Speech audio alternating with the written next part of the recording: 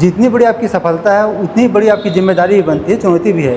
तो चुनाव के दौरान आपके सामने मुख्य रूप से चुनौतियाँ क्या थी? और ज़्यादा मुश्किल इसलिए नहीं था करके हमारे पूर्व में पार्षद कामिनी पुरुषोत्तम नाम थी, उन्होंने बेहतर काम किए।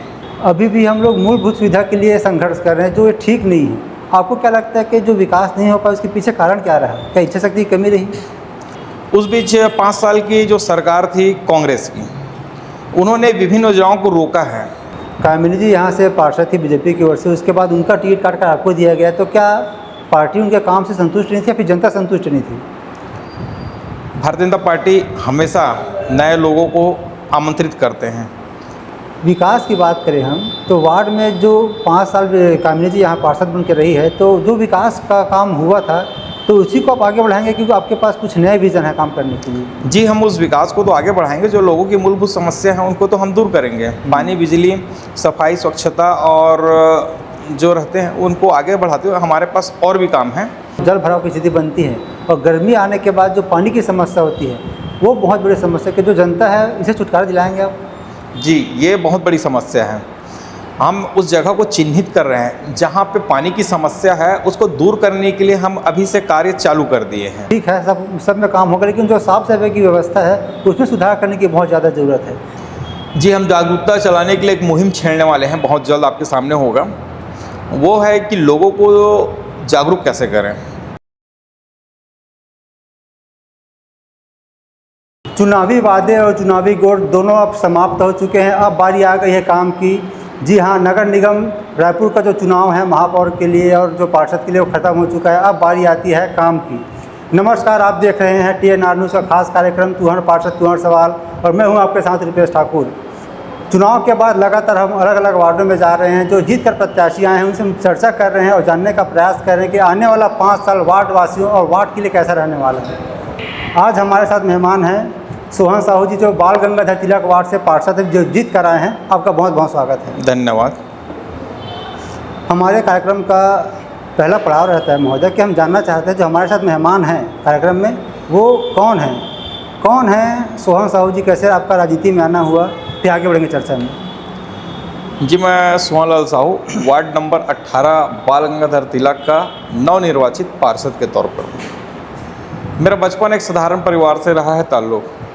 पिताजी बचपन से हमको पढ़ाया लिखा है, हिमालय करके हमारी जीवन यापन करके उन्होंने हमें पढ़ाया लिखा कर इस मुकाम पर लाए हैं। मेरा राजनीतिक करियर तो वैसे कॉलेज लाइफ से था। कॉलेज में के समय मैंने राजनीतिक की जो शुरुआत किए हैं, और इसके पहले मैंने राजनीतिक के पहले सामाजिक दृष्टिकोण से भी रहा हूँ मैं। सामाजिक में मैं साहू समाज का वार्ड अध्यक्ष के तौर पर 2 बार का अध्यक्ष रहा हूँ मैं जी, जिसपे से नीचे तबके लोगों तक मेरा मकसद है कि नीचे जो तबके लोग हैं उनके तक पहुंचना। वैसे कोरोना काल का जो समय है वो सबके लिए असहनीय था। उस बीच हमने सामाजिक तौर पे काफ़ी मेहनत किए हैं कि सामाजिक हो या फिर हमारे से समाज से जो जुड़े नहीं हैं उन लोगों तक हमने बराबर काम करके हमारे सामाजिक भाई समाज के द्वारा जो खाद्य पदार्थ हैं जो वहाँ पे नहीं मिल रहा था उनके लिए हमने निसंकोच काम किए हैं। घर घर तक हमने राशन पहुँचाने का और पका हुआ अनाज भी हमने पहुँचाने का काम किया है। समाज को लेके हम पहले मैं तो समाज में ही था, सामाजिक तौर पे कई कार्यक्रम में मैंने किए हैं, राजनीतिक तौर पे भी मैंने बहुत अच्छे कार्यक्रम किए हैं। हमारा उद्देश्य रहता है कि जो बचे हुए लोग हैं जो नीचे तबके के रहते हैं वहाँ तक पहुँचने का हमारा काम रहता है। क्या आपका जो रुचि था शुरू से राजनीति में आने का था कि ऐसा कुछ मोमेंट बना जो आप अचानक से राजनीति में आ गए? जी नहीं, मेरा बचपन से सेवा भाव का ही रुचि था। लोगों के कैसा मैं सेवा भाव करूं, इस भाव को करते करते मैंने सामाजिक दृष्टिकोण से जो समाज की जो जिम्मेदारी निर्वहन करते हुए मैंने राजनीति को चुना। वो इसलिए चुना करके मैं सेवा करना चाहता था कि राजनीति के तौर पर मैंने बेहतर सेवा करूँ, और वो काम चालू हो चुका है। जी, आपका काम चालू हो गया, आप सेवा करना चाह रहे थे, इसलिए आप राजनीति में आए हैं। तो राजनीति में ही क्यों? इसके अलावा भी बहुत सारे माध्यम थे, आपने राजनीति को चुना? जी, राजनीतिक चुनने का मुझे मुख्य उद्देश्य है कि जो सरकार का जो योजनाएं हैं लोगों तक पहुंच नहीं पाती थी, तो जो सरकार की विभिन्न प्रकार की योजनाएं हैं वो मुझे लोगों तक पहुंचाना है। और राजनीति एक ऐसा है कि हम उसमें हर एक सेवा भावना के तौर पर लोगों की सेवा कर सकते हैं। जी, बीजेपी पार्टी आपने चुनी, आपके पास तो और बहुत सारे ऑप्शन थे। जी, बीजेपी देखिए, मैं नरेंद्र मोदी जी से और हमारे अटल बिहारी, इनसे मैं बहुत देख देख के ही सीखा हूँ। उनको देख के मैंने एक राजनीतिक जो है गतिविधि और राजनीतिक सेवा भाव को ही चुनाव में। जी, पहली बार चुनाव लड़े मैदान में और पहली बार में आपको जीत सफलता मिली। जितनी बड़ी आपकी सफलता है उतनी बड़ी आपकी जिम्मेदारी भी बनती है, चुनौती भी है। तो चुनाव के दौरान आपके सामने मुख्य रूप से चुनौतियाँ क्या थी? बिल्कुल, हमने जैसे जन सेवा के आदेश का पालन करते हुए हमारे पास बहुत से रहे कि मुश्किलों का सामना करना पड़ा। और ज़्यादा मुश्किल इसलिए नहीं था करके हमारे पूर्व में पार्षद कामिनी पुरुषोत्तम नाम थी, उन्होंने बेहतर काम किए। उस काम को लेके हमने आगे बढ़े हैं, लोगों का आशीर्वाद मिला है और हमने चुनाव जीते हैं। जी, जब हम बात करते कि हम राजधानी में रहते हैं, लेकिन जो यहाँ का हालात है, नहीं लगता कि हम राजनीति में रह रहे हैं। अभी भी हम लोग मूलभूत सुविधा के लिए संघर्ष कर रहे हैं, जो ये ठीक नहीं है। आपको क्या लगता है कि जो विकास नहीं हो पाया उसके पीछे कारण क्या रहा? क्या इच्छा शक्ति की कमी रही?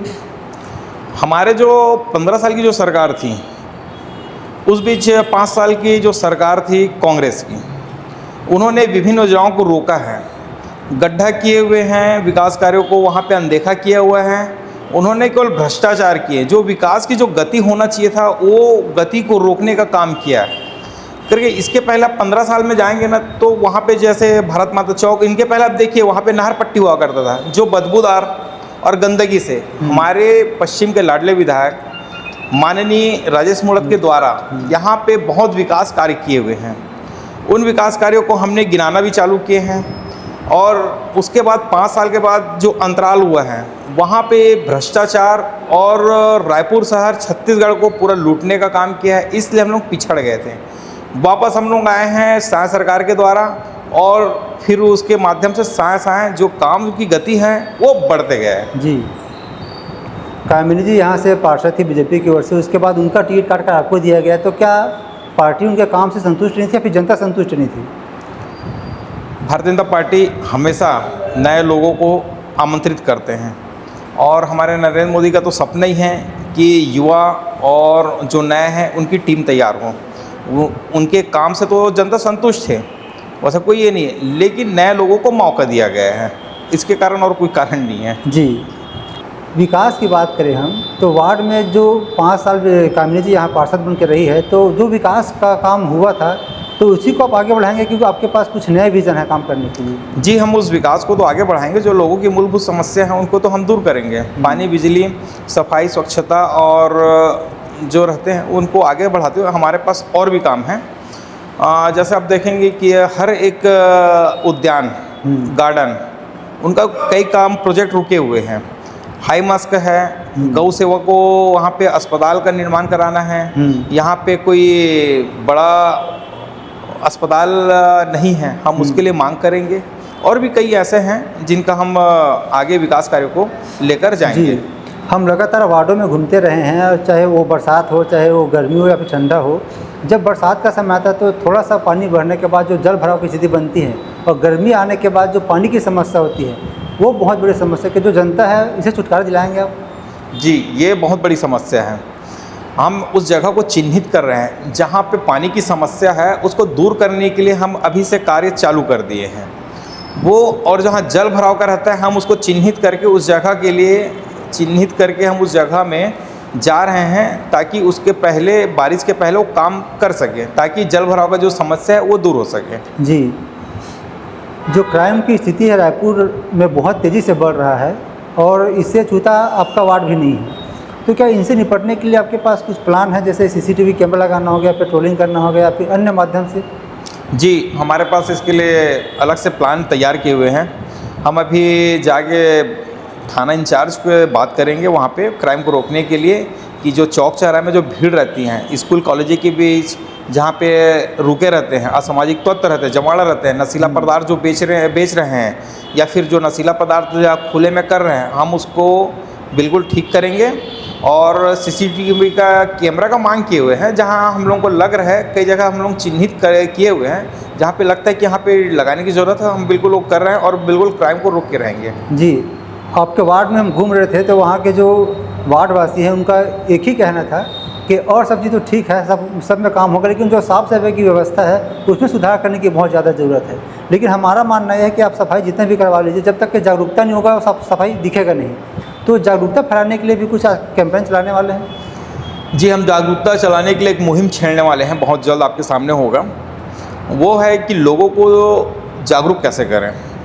कचरा जहाँ फेंकना चाहिए वहाँ पे नहीं फेंक पाते, नालियों का काम रहता है, निकासी का रहता है पानियों का, उसमें भी जमावड़ा कर देते हैं। लोग को मैसेज भी देंगे कि जो सुबह आते हैं सफाई कर्मचारी, उनके साथ मदद करें और जहाँ कचरा है वहाँ पे, जहाँ कचरा फेंकने की जगह वो स्थान तय है वहाँ पे फेंकें और नाली में ना फेंकें। कई प्रकार की जो रहते हैं उसके उस विषय पे हम काम करना चालू कर रहे हैं। जी, स्वास्थ्य भी एक बहुत बड़ा मुद्दा रहा है चुनाव के दौरान, क्योंकि जो सरकारी हॉस्पिटल्स हैं उसमें तो बहुत ज़्यादा भीड़ रहती है, तो जो छोटी छोटी समस्या रहती है उसको लेकर तो वहाँ जा नहीं सकते, लेकिन जो मोहल्ला क्लिनिक होती है वहाँ की अगर सुविधा बेहतर की जा सके तो बहुत बड़े काम हो सकती है।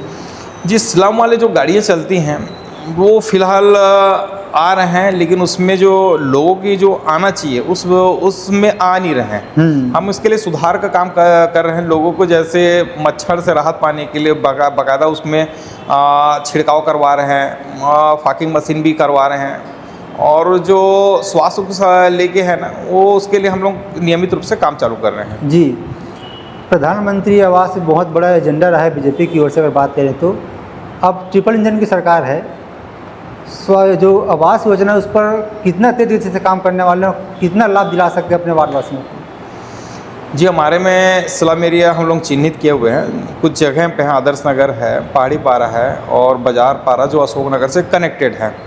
वहाँ पे वाकई में बहुत ज़रूरत है। जो पिछले सरकार ने रोक दिए थे वो काम को, हम लोग उसको चालू करने के लिए मांग कर दी हैं और सरकार उसमें अपना कदम उठाना चालू कर दिए हैं और ये बहुत जल्दी होगा करके। जो हमारा जो सपना है, हमारे प्रधानमंत्री का सपना है कि हर घर एक पक्की मकान हो, बिजली हो और पीने की साफ पानी हो, उनकी हम लोग व्यवस्था करवा रहे हैं। जी, जब आप चुनाव के दौरान कैंपेनिंग कर रहे थे तो हम लोग टीम यहाँ पहुँची हुई थी और ख़ास तौर पे जो महिला हैं उनसे हम बात किए तो उनका कहना था कि अगर जीत कराती है बीजेपी तो जो बहुत सारी महिलाएं जिनको महतारी वंदन योजना का लाभ नहीं मिल पा रहा है, एक बार फिर से उनको मिल सकती है।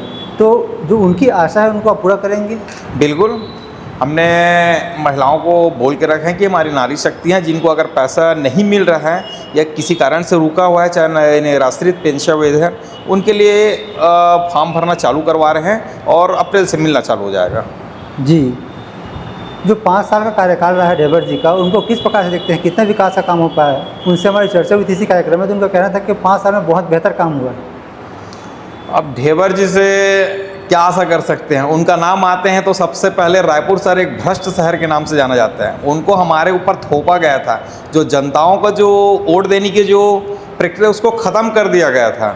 वहाँ पे लूट मार, दंगा फसाद और भ्रष्टाचार से लिप्त थे और उसको हमारे जनता, हमारे शहर के जो जनता है उसको नकार दिए हैं और एक भारी मतों से हमारी मिनल दीदी को लाए हुए हैं। ये भारतीय जनता पार्टी की सरकार है, बिल्कुल काम होगा और उसको काम करने के लिए लाए हैं। अब जो विकास कार्य रुका हुआ है, शहर का जो है जो धूल है, गंदगी है और गड्ढे हैं और जहाँ पे काम नहीं हुआ है, उस काम को रफ्तार देने के लिए बिल्कुल जल्द हमारे मिनल दीदी काम करने वाली हैं। जी, मीना चौबे जी दूसरी महिला है जो यहाँ महापौर के रूप में काम करेंगी। क्या लगता है कि वो सक्षम है इतने बड़े राजधानी रायपुर को संभालने के लिए, या फिर जो बैकडोर से सपोर्ट रहते हैं वो चलाएंगे काम? बिल्कुल, उनका जो कार्यकाल देखेंगे, बहुत लंबे कार्यकाल की राजनीति करते हुए आए हैं। 15 साल से वो पार्षद रहे हैं, इसके पहले विपक्ष के प्रतिपक्ष नेता रहे हैं, तो निश्चित तौर पे वो बहुत बेहतर काम करेंगे। और एक हमारे जो महिलाओं को आगे बढ़ाने के लिए जो भारतीय जनता पार्टी ने पहल किए हैं वो सराहनीय है और मिनल दीदी बिल्कुल उसके लिए खरा उतरेंगे और शहर के हमारे जो अपेक्षाएं हैं उन पे खरा उतरेंगे। जी, विकास का काम तो चलता रहता है, होता रहता है, लेकिन जब हम बात करते हैं क्वालिटी की तो उसको मेंटेन नहीं करते, जिसके चलते जो काम हुआ रहता है वो समय से पहले ख़राब हो जाता है। तो जो भ्रष्टाचारी की बात आती है तो उस पर लगाम लगाने के लिए आपके पास कुछ ठोस प्लान है? जी ये तो सरकार तय करेंगे। जिस भ्रष्टाचार को अगर कहीं बढ़ावा मिला है तो निश्चित तौर पे उसको हमारे सरकार है उसको दरकिनार करेंगे और फिर से विकास की ओर लौटेंगे। जी, आने वाले 5 साल में किस प्रकार का वार्ड आप देखना चाहते हैं? एक आदर्श वार्ड हो हमारा जो तिलक नगर वार्ड हो, एक आदर्श हो और एक स्वच्छ हो और स्वस्थ हो। आपकी राजनीतिक इच्छा शक्ति कहाँ तक है? क्योंकि पहला पड़ाव आपने पार कर लिए हैं, पार्षद बन चुके हैं, अब विधायक, मंत्री, मुख्यमंत्री। जी ये तो पार्टी तय करते हैं कि हमारे में विधायक कौन होते हैं, सांसद कौन होते हैं। हमारा उद्देश्य केवल सेवा करना होता है, हम उसके बारे में सोचे नहीं हैं। हम ये पहला पड़ाव है राजनीति का, पार्षद चुन के आए हैं, हम इसको अच्छे से निभाएंगे।